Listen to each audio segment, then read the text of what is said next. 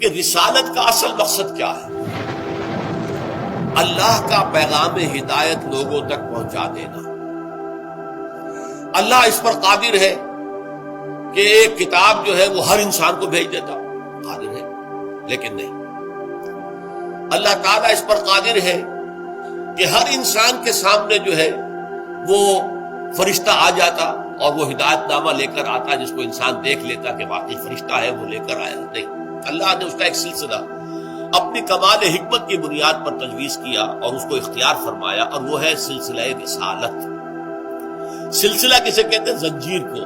تو سلسلہ رسالت کی دو کڑیاں، یہ دو کڑیوں پر مشتمل ہے۔ دیکھیے، اللہ وراء الورا ثم وراء الورا ثم وراء الورا ثم وراء الورا، اور انسان ثم رددناہ اسفل سافلین، بہت نیچے۔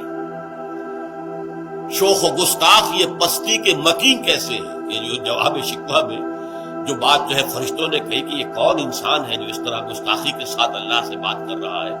شوخ و گستاخ، یہ پستی کے مکین ہے تو سب سے نیچے، اسفل سافلین۔ اور یہ اس قدر اللہ تعالیٰ کے ساتھ شوخی برت رہا ہے، جو اس علامہ اقبال نے جو شکوہ کے اندر جو کیفیت اختیار کی۔ اب اس وراء الورا وراء الورا وراء الورا ہستی سے اس پستی کے مکین کو پیغام بھیجنا ہے۔ ایک پیغام اللہ براہ راست بھی بھیج سکتا ہے بغیر کسی فرشتے کی درمیان میں کسی کڑی کو استعمال کیے۔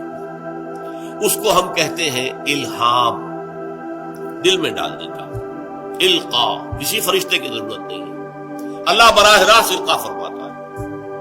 اللہ نے براہ راست حضرت موسیٰ علیہ السلام سے بات بھی کر لی، صرف یہ کہ اونٹ تھی، پردہ تھا، من ورائے حجاب تھا، اللہ روبرو نہیں تھا، لیکن آواز اللہ کی تھی۔ یہ اللہ سارے طریقے اختیار کر سکتا ہے، لیکن اللہ نے جو مین طریقہ اختیار کیا وہ سلسلہ رسالت ہے۔ اس سلسلہ رسالت کی دو کڑیاں ہیں۔ اللہ سے لینے والا ہے فرشتہ۔ فرشتہ مخلوقات میں بہت بلند مقام پر ہے، فرشتے میں کوئی نفس سرے سے ہے ہی نہیں، فرشتہ نورانی ہے، نور سے تخلیق پایا ہے، لہذا اللہ سے لیتا ہے فرشتہ۔ لیکن فرشتہ بھی مخلوق ہے، مخلوق ہونے کے ناطے وہ انسانوں کی صف میں بھی ہے، انسان بھی مخلوق، جن بھی مخلوق، فرشتہ بھی مخلوق۔ لہذا اللہ سے لیا فرشتے نے اور پہنچایا انسانوں میں سے کسی منتخب شدہ انسان کو۔ اب اس انسان کی ذمہ داری ہوئی کہ وہ اپنے ابنائے نو کو پہنچائے، اس لیے کہ ان جیسے انسان ہیں، جیسے اس کے 2 ہاتھ 2 پاؤں ہیں، ایسے انسانوں کے 2 ہاتھ 2 پاؤں ہیں، جیسے اس کی 2 آنکھیں ہیں، ناک ہے، کان ہے، اسی طرح ان کے بھی ہے۔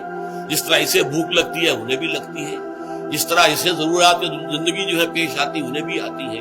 تو اس اعتبارات سے وہ گویا کہ ان کی صف میں ہے، وہ بھی بشر ہے۔ قل انما انا بشر مثلکم یوحی الی انما الہکم الہ واحد۔ فرق صرف یہ ہے کہ مجھ پر وحی کی گئی ہے، اور اس وحی کا لب لباب کیا ہے کہ تمہارا الہ ایک ہی اللہ ہے، واحد ہے، کوئی اس کا ساتھی نہیں۔ تو یہ ہے جس کو میں نے سلسلہ نبوت سے تعبیر کیا۔ اب یہاں دیکھیے آیت کیا ہے، اللہ یصطفی من الملائکۃ رسلا ومن الناس۔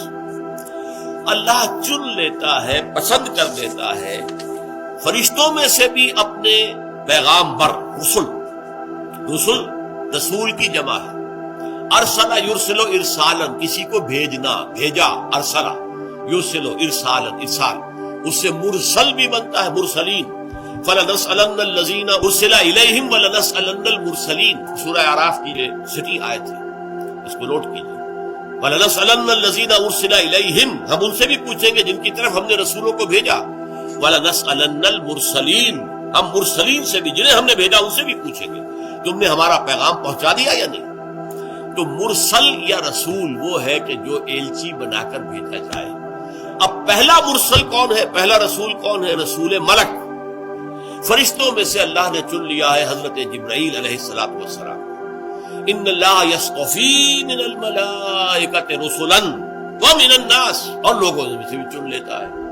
لوگوں میں سے چنا ابراہیم کو، لوگوں میں سے چنا موسیٰ کو، لوگوں میں سے چنا عیسیٰ کو، لوگوں میں سے چنا نوح کو، ہود کو، صالح کو، شعیب کو، لوط کو علیہ السلام، اور بالآخر چنا محمد رسول اللہ صلی اللہ علیہ وسلم۔ تو یہ 2 کڑیاں ہو گئی رسالت کی، کہ ایک رسول ملک ہے جو اللہ سے لیتا ہے، اللہ سے قرب رکھتا ہے. کیوں؟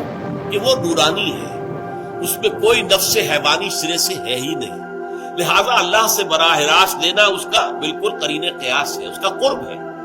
پھر وہ پہنچاتا ہے رسول بشر کو، اس لیے کہ مخلوق ہونے کے ناطے وہ رسول کے قریب ہے، رسول بشر کے قریب ہے. کہ جیسے رسول بشر مخلوق ہے، ایسے ہی وہ جو رسول ملک ہے وہ بھی مخلوق ہے.